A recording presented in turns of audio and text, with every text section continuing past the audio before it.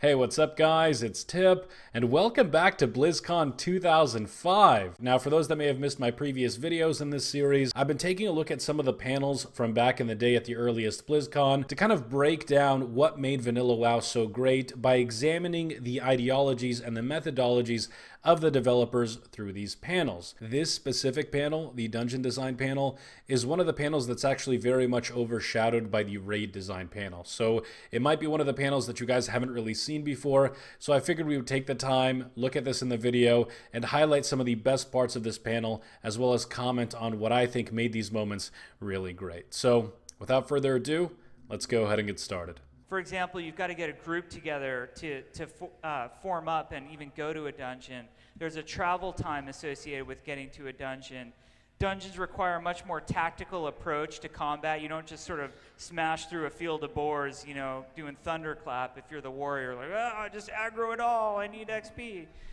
So kind of slow you down a little bit in dungeons. Slow you down a little bit? I mean, that's something we haven't heard basically since that panel. And if you've been playing World of Warcraft primarily since the end of Wrath of the Lich King, you would know that dungeons have basically become complete spam fests. You can essentially charge in, aggro everything, just like Jeff said, thunderclap, and essentially clear out the entire dungeon without any degree of difficulty. I think it's really interesting to hear this point at BlizzCon 2005 because it shows you how different the paradigm was back in the day. Dungeons were meant to be this methodical dungeon crawl, a very slow-paced experience with challenging mobs and eventually a sense of progression that allowed you to complete the dungeon slowly but surely. It was never intended for them to be spammed. It was never intended for dungeons to be repeated over and over and over again, yet that is what we see today, unfortunately. And I know this is just the beginning, but believe me, there are a lot more nuggets like this that literally will blow your mind. So let's keep going. We want an epic feel and sense of danger. This usually happens in the form of bugs where like Mortal Strike's doing 4 times the damage than it's supposed to, but occasionally we put really dangerous bosses and achieve that. An epic feel and sense of danger. This is something that I personally haven't felt probably since the Burning Crusade dungeons. For those that have been playing World of Warcraft basically since the beginning, you'll know just how different and how much more dangerous dungeons felt back in the day. You couldn't pull multiple mobs in dungeons. I mean, at most, in the early dungeons, you might be able to get away with pulling 2 mobs at a time, but when you start to pull 3 or more, it just basically becomes super difficult to manage. Tanks don't generate enough threat to pick up all of the mobs usually, and even if they do, they don't have the mitigation to stop the incoming damage, so oftentimes you will wipe if you have 3 or more active elites on your tank. Obviously today, it's a very different case. It doesn't matter how many mobs you pull. You can basically pull entire dungeons and sections if you want to. But again, those early vanilla dungeons, they do feel dangerous. It feels completely different from anything else in the world. It feels like you're literally challenging the hardest of the hard mobs available in that particular area. And it pulls you in that way. It makes you feel so much more invested in the dungeon crawl because it does feel dangerous. There is a lot of risk there, but ultimately the reward matches the risk at the very end. And that feeling of risk to reward, that feeling of danger to treasure at the end of the dungeon, that's something that was done just so well in vanilla. It was so well refined. And unfortunately, we don't really see that today. But I don't want this entire video to be just trashing the modern game. So let's go ahead and keep going. Players want a sense of progression in a dungeon. Basically, I like to use the dead mines as an example. As you start clearing through, the rooms change. You see the mast room where they're building the mast for the ships, and then you get down to the foundry where they, pour all the stuff to smelt the cannons or whatever.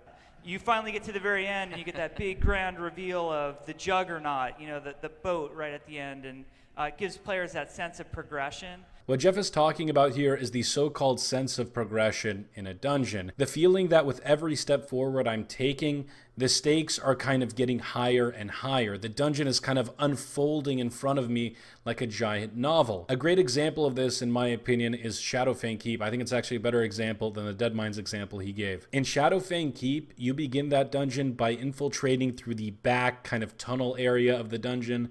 You slowly progress until you finally get to the courtyard. From the courtyard, you jump through the kitchen and you clear all the trash there until you slowly start to progress higher and higher up that big watchtower through the ramparts and finally to Arugal at the very end. That's a sense of progression. That's a sense of escalation.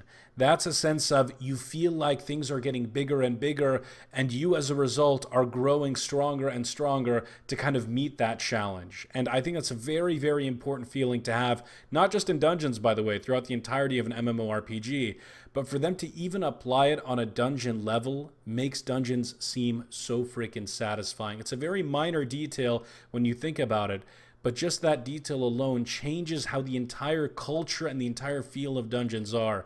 And I thought it was a point that I would highlight real quick. But again, there are many more, so let's go ahead and continue.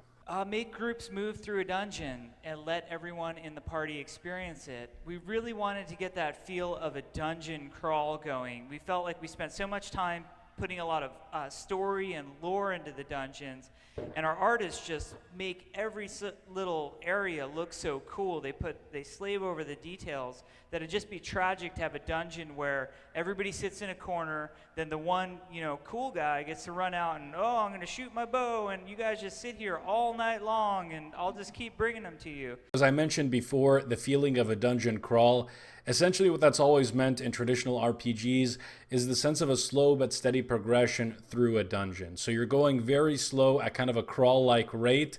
It takes you a long time to get to the end, but again, it's very satisfying when you get there. For whatever reason, I think actually you could say in the Burning Crusade this even started, the design of dungeons, the layout of dungeons changed dramatically.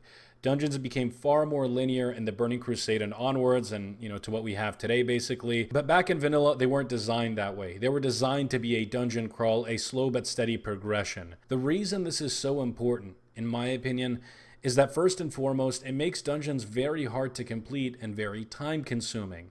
As a result, players typically don't run leveling dungeons very many times. In fact, if you're trying to speed level in vanilla, you may just run a dungeon once, if at all. Some players might run certain dungeons twice on the way for certain gear, but for the most part, you only run them once or twice. And if that's the case, that feeling, that epic feel of the dungeon is preserved in your mind. It's not bogged down by these crazy spam fests that you do. You don't get tired of the dungeon. It doesn't become tedious because you only do it a few select times, and that's by design. On top of that, in a dungeon crawl setting, because the dungeon's pace is a little bit slower, you tend to look around you a lot more. One of the examples that I have in my mind is in Zul'Farrak. You see all of the different troll architecture pieces around, all of the different tablets lying around. When a dungeon is set at a crawl pace, it gives you the opportunity and the privilege of looking around the dungeon and really appreciating the design elements that went into it. Again, it makes the dungeon so much more memorable, and in my opinion, those beginning vanilla dungeons are some of the most memorable because I spent so much time just looking around at them, appreciating all of the little details, the cobwebs in the stockades, like I said, in Zul'Farrak, the tablets everywhere. These are things that I just don't know or don't have time to appreciate in modern dungeons because we get through them so quick. But speaking of quick, let's keep going here. So try to make every class shine. Everything from the normal pulls that lead up to the bosses, and including the bosses, we're always asking ourselves, what do the different classes have to do in this particular encounter? We always try to come up with sort of unique creatures in unique areas to let everybody's spell shine. Another example I used yesterday was in Dire Maul, in the West Wing, on the upper tier there's a bunch of undead stuff. And at first when we were playtesting, we're like, well, this is pretty cool. The pulls feel fun and everything, but somebody brought up the point, well, let's try it with a druid now. So we swapped the priest out, and we put a druid in the group, and suddenly we couldn't beat the pulls.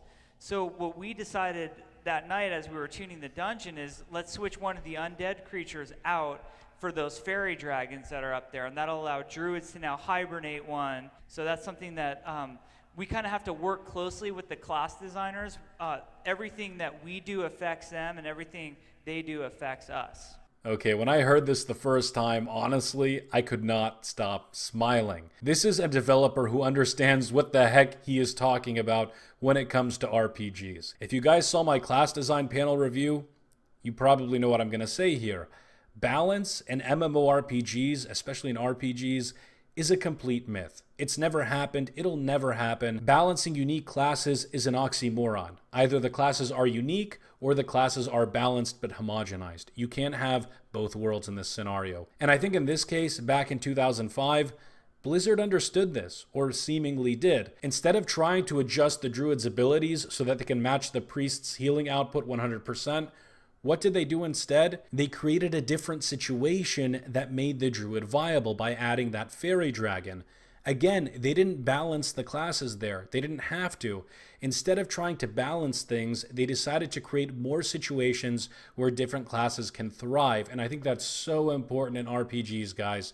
Way too often do I see developers try to balance classes when in reality they shouldn't be tuning anything. All they should be doing is creating more scenarios where different classes can shine, just like Blizzard used to do back in the day. Developers oftentimes take the lazy way because they don't want to create more scenarios where classes can perform well. But in the case of MMORPGs, oftentimes that balancing, that tuning destroys the feeling of unique class identity. And in some cases, just like in the case of modern WoW, that damage is pretty much irreparable. Thank God Classic is coming back, because it's one of the few times in World of Warcraft history where each class truly felt unique and each class truly felt like it had its own unique role in the game. We also put public areas in front of our dungeons. So, like, to use the dead mines as an example, there's, that area with the undead, and there's a lot of caverns with miners that aren't instants. We did this for a couple reasons, to make, the chance that you could run into other people. You could, like, duo or trio that front section and hook up with other people. Or there's some people who just don't want to go in the instance, but sort of test the waters, and then there's like the Scarlet Monastery has that little vestibule before the 4 doors. And that's always fun on the PvP servers too. All right, so what is Jeff talking about here? He's talking about those elite mobs that you typically see outside of dungeons in vanilla. I believe the example he gave was in the Dead Mines. If you guys remember correctly, right before you enter the Dead Mines instance portal, there's actually a cave on the right-hand side, like an additional cavern, with all of these elite miners, and there's actually a quest to collect their cards associated with that area. These public areas of elites are freaking awesome. And you know why they're awesome? Let's take it back to something that was said earlier in this same panel.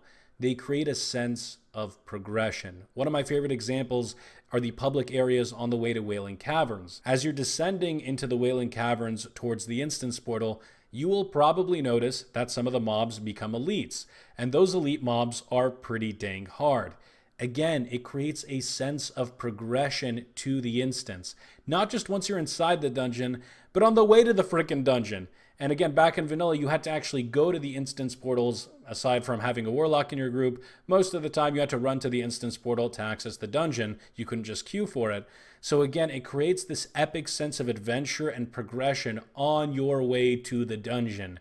I can't explain it, guys. It's just a feeling of elevated stakes, elevated risks, and it's so unique to these dungeon areas. It creates an entire culture surrounding dungeons, an entire experience surrounding dungeons, so that it's not just something that happens inside the instance. No, it's the entire experience, from looking for group members to traveling to the dungeon to progressing through these public areas and killing the elite mobs on the way. It's something small and subtle, but it adds so much to the world, and it makes the world feel so much more dangerous. I can't really explain it. You have to kind of see it for yourself. So if you've never played Classic World of Warcraft, Vanilla World of Warcraft, hopefully before 2072, we'll get the chance to in Classic WoW. Change is necessary in a living, breathing game such as World of Warcraft or any persistent online game. We have to stop and look at what an MMO is. It's a totally different kind of game. You guys are part of the development process. This game is being built around you. We felt like the players had a need for a stepping stone dungeon between Upper Blackrock Spire and Molten Core. This was the community who asked us for it. We shift our development priorities around and made Zul'Gurub a 20-man raid zone. That was purely because the community said this is something that we need in our game. The game is yours too, and if you say, Skullomance really sucks, nobody likes to do it, guess what? We're grouping up on the live realms with our actual characters. All right, tonight we're going to analyze everything that's wrong with Skullomance and go back and change it. So the game is going to change, and it's changing because we're all part of the game development of World of Warcraft as a community and as a development team. We all kind of want to work together and bring the game up together. You know, I was making some funny faces there when he was talking about the change thing, but I think this point by Jeff Kaplan is not only something that breaks my heart, but it's also something that I feel has just been a problem with the industry in general for the past 15 or so years. Before the age of microtransactions and DLC and early access, you actually did feel like developers cared about the players. And that's partly due to the fact that for the most part, in order to sell games, developers had to make good games. There was really no other way of getting money aside from making really, really good games. And as Jeff says here in MMORPGs, as a developer, you have to realize that the game is driven by the players. And Blizzard back in the day understood this. They were willing to make huge design changes for the player base because the player base requested it and needed it. I don't like to needlessly criticize things if it's baseless, but I do want to bring up this most recent Battle for Azeroth Q&A for you guys. For whatever reason, this mentality that Jeff exhibits at this dungeon panel does not seem to exist today. It's very obvious that players don't want Titan forging in modern World of Warcraft. It's very obvious that players don't want forced personal loot in modern World of Warcraft. And it's very obvious that players really want solo queue in modern World of Warcraft. All three of those things are being brushed aside as if they're nothing. And I have to believe that if it was the same team from 2005 managing the game today, we would see those player desires actualized in the game. This is an MMORPG. This is a game driven by the players. Why not allow the players to at least have some voice, especially when it's a very loud and united voice? Allow it to dictate some of the game development because it's so obvious that this is what the players want. But yeah, this point breaks my heart pretty much every time I hear it. Jeff Kaplan is a phenomenal guy. And for those of you that still play Overwatch, you can probably recognize how lucky you are to have him in your community. I wish he was still in the World of Warcraft community. And I know all of this seems to be a little bit sad, but to be honest, it makes me even more excited for the future. We're finally getting this game back. This game that's so incredible. This game that you see the love poured into it at these early BlizzCon panels. This game that became the greatest MMORPG of all time is finally coming back. And when we finally get Classic WoW in about 87 years or so, I'm going to be super excited if I'm still alive to play it. I'm going to be no-lifing the heck out of it, whatever 1 or 2 months is left in my life, and I'm sure a lot of you guys are going to be doing the same thing. These BlizzCon panels are meant to show you guys what made this game so great, and are meant to show you guys that it was all intentional. World of Warcraft was no accident. World of Warcraft was not successful because it was in the right place at the right time, as many people say. World of Warcraft was an excellently designed game. It is a timeless classic. And for those that never experienced its original version, I implore you, I beg you, when it does finally arrive, check it out because I promise you, you're going to enjoy it. But enough gushing over something that's not even here. Thank you so much for watching this video, guys. I really appreciate it. If you liked what you saw, sub it up and stick around because we got more coming. If you missed the other panel reviews, you can check them out on my YouTube channel. And for more Classic WoW content, news, and updates, you can follow me on Twitter as well. Have a wonderful day, fellas. And as always, tips out, baby.